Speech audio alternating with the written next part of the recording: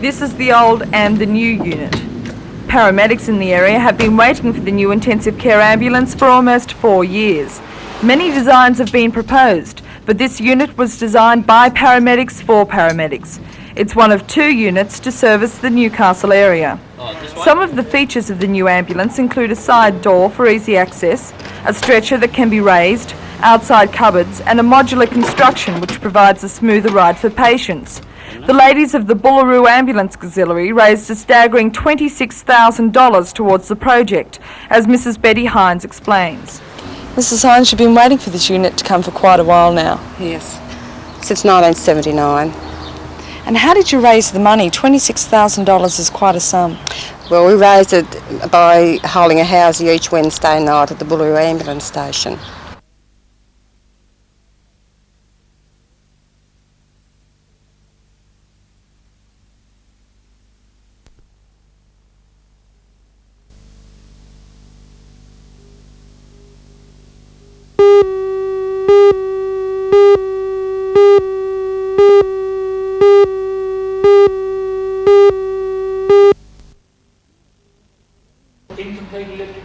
Here is Professor Brealey in his capacity as a maths lecturer. He's talking to 1983 Year 12 students from all over the region, attending the 15th Annual Maths Summer School held at Newcastle University. But maths is only one of the professor's pastimes. He's also heavily involved in developing aids for the disabled and has written a book about one of his disabled students and the way he was able to ease some of the man's burdens by inventing a stair-climbing wheelchair. The proceeds of the book, Learn to Fly, are being donated to the Technical Aid to the Disabled organisation. But this remarkable man doesn't intend to rest on his laurels. He's working on a way to help save the lives of stunt riders and has also invented a directional hearing aid.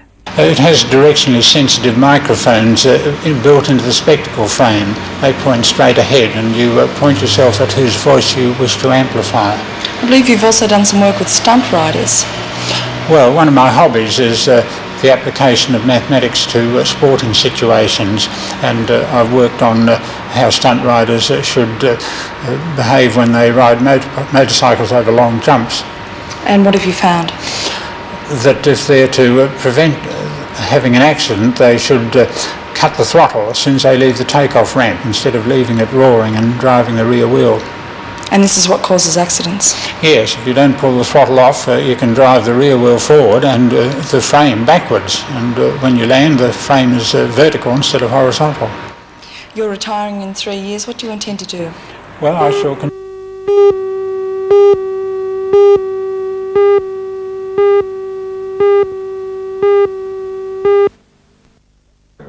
The district selectors, including former international Alan Beaumont, former country representative Norm Wilkinson, former district representative Brian Warby, and the selection panel chairman Cole Russell Sr. spent a great deal of time with the new representative coach Mick Alchin before coming up with a squad that will train on for the big matches ahead. You get no pace.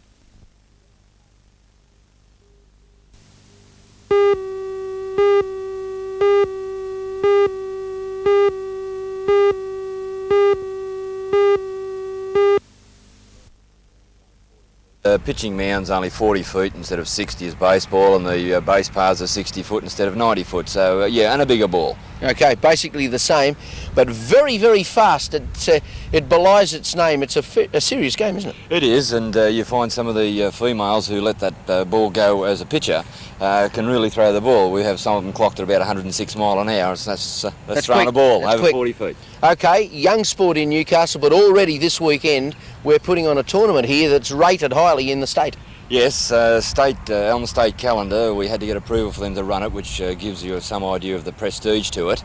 We've only had special invitations made and to 18 teams, and they have been seeded, so we don't have anything below par or quality coming into it for Saturday, Sunday, Monday, and we expect some tremendous softball to be played over the weekend. Teams from up the valley and in the metropolitan area coming this way too? Yes, down as far as Illawarra, who boast quite a few state players in their areas down there. Sydney, Central Coast, all the way up the valley, Muswellbrook, Singleton, those areas, and of course some of our local Newcastle teams that have been invited as well.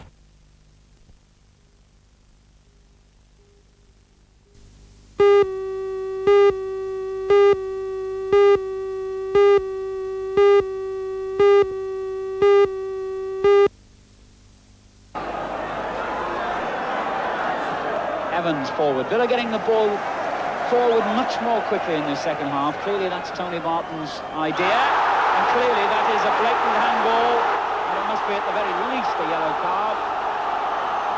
Roberto, having already been booked in the first half, comes back to Gibson.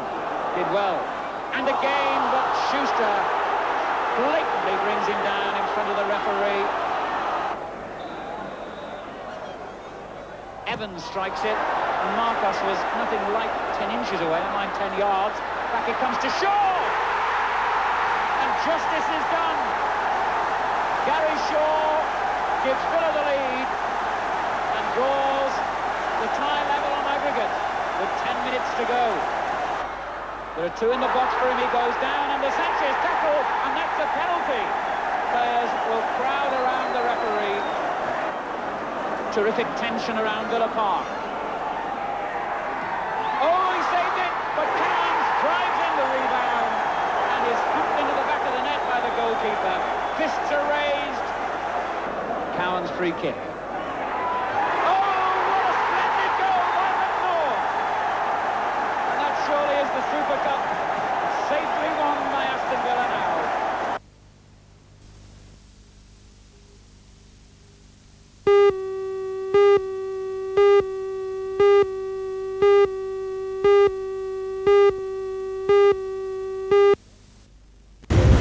Although the Minehunter contract has been in the offing for some time, it was a relieved John Laverick who signed the agreement today with the Department of Defence support.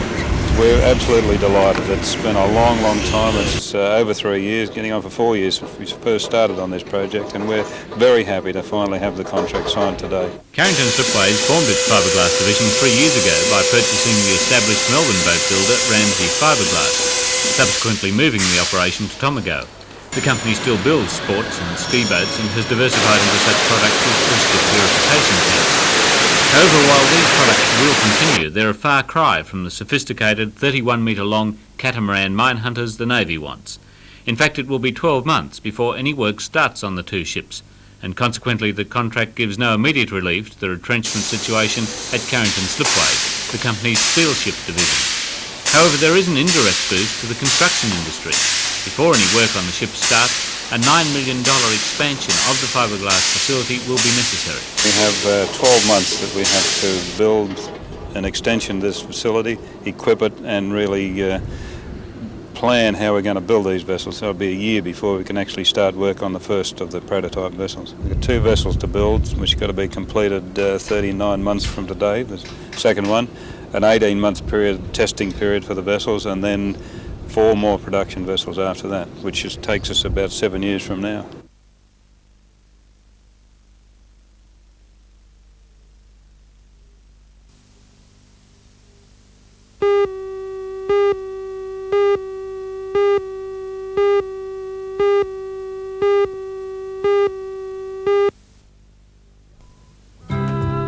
The artworks belong to well-known Newcastle resident William Beaumont OBE, who last displayed part of his collection at the gallery in 1979. The works range from old 16th and 17th century masters, such as this line drawing of an apostle's head by Spanish artist Francisco Herrera, up until works from the modern era. The intervening centuries are represented by these prints from 18th and 19th century artists, such as Thomas Gainsborough, William Blake and Eugene Delacroix. There are several drawings and prints on display from the modern period, including some from Picasso, Degas and Rodin. Included in the collection are these impressive folding screens by Australian artists Brett Whiteley and Donald Green. The Beaumont collection will be on display at the gallery until the 20th of February.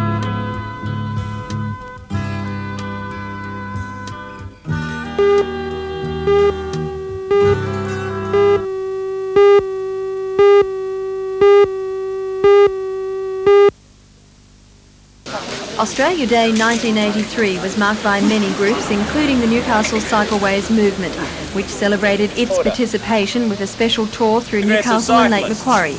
More than 50 cyclists, some riding tandem, tackled the early morning heat as they left Civic Park.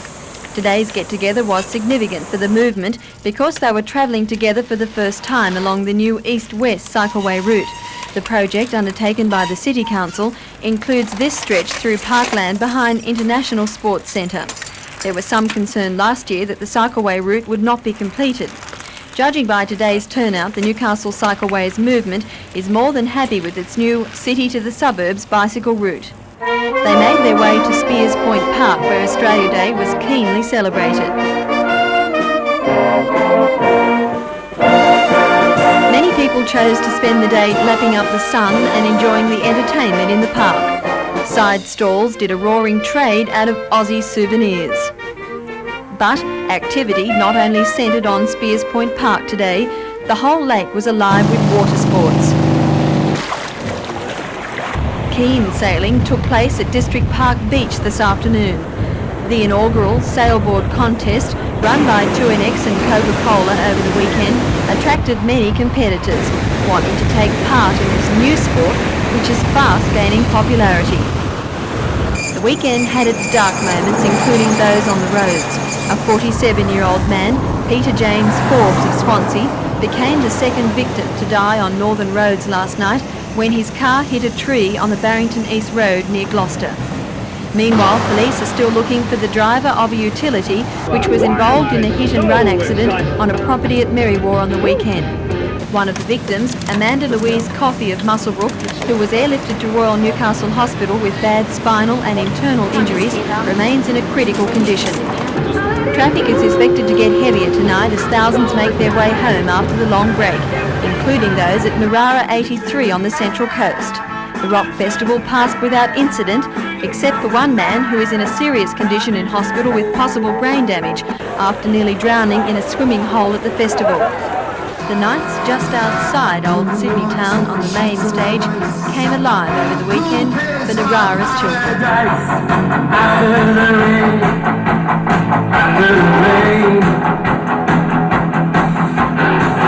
Who suffers, fools and freaks? Who hang guilty creeks? After the rain, after the rain.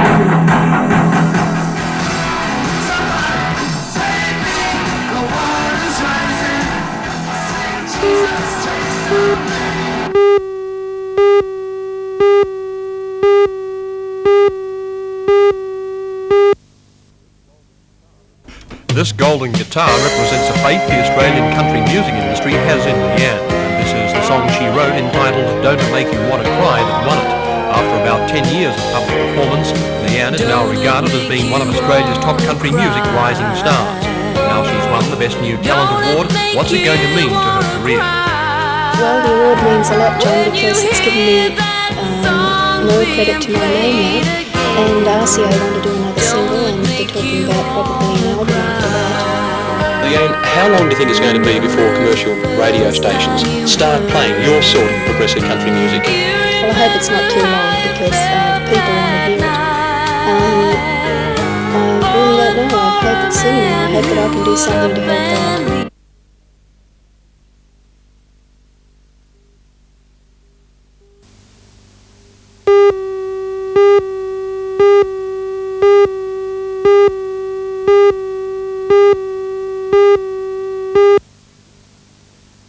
The signs are signs of frustration. There is a gloomy feeling that America, more and more, is becoming a branch office of Japan Incorporated, and more Americans don't like it. Cameras from Japan, TVs from Japan, clothes from Japan. If they'd start making the stuff here and putting people back to work here, you wouldn't have all this unemployment here. America is the world's biggest single customer of Japanese products. 25% of the TVs in the United States come from Japan, 50% of the radios. 38% of the cameras in this country are Japanese, and 27% of the cars sold in America are made in Japan. It's become a cliche, another sign of frustration. Every now and then, a bunch of American workers take out their anger on a Japanese car. The frustration, the anger, doesn't go unnoticed in Japan. They put it on television. There hasn't been so much tension between Americans and Japanese since Japan bombed Pearl Harbor. It's a tension, an anti-Japanese hostility born this time of an economic invasion of Japanese goods.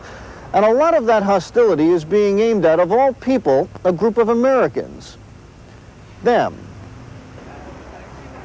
John Tateshi of the Japanese American Citizens League says these people, Japanese Americans, are the newest victims of Tokyo's success. There's a building racial tension in the United States towards anything Japanese, and that includes Japanese Americans.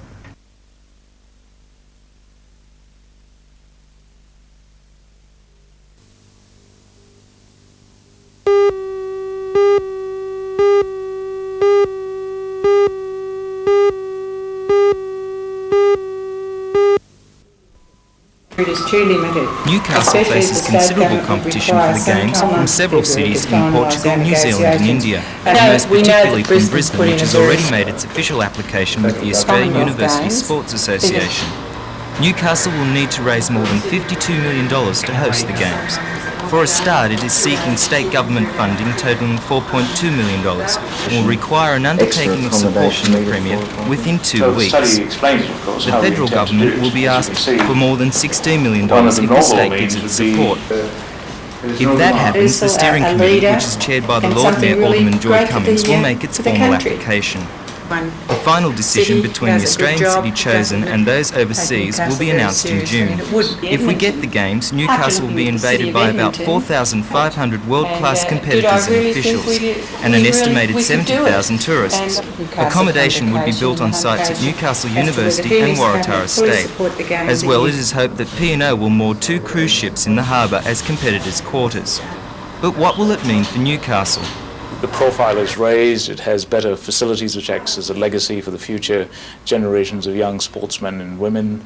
The attitude would be better, it would be more positive instead of all this gloom and doom that is happening around. Work will be created for people like the tube makers, because we will need thousands of temporary seats, and after all that's exactly what Brisbane did with their main stadium. So it's an endless situation, especially for tourism, which will be very big, and it's estimated that something like $21 million will be spent by tourists in 1987 if the World Student Games are held here.